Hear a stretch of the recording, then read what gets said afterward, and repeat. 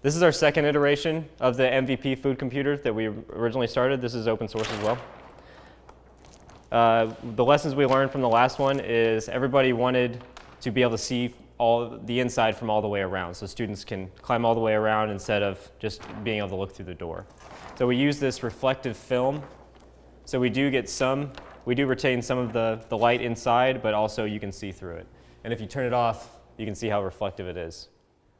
If you'll follow me over here, this is our latest iteration. We kept the translucent sides and the reflective film. We did stiffen up the door a bit, so it's pretty sturdy now. We also are making all the components modular, so everything can be assembled from a kit. Everything can be pre-drilled and shipped in a flat pack container.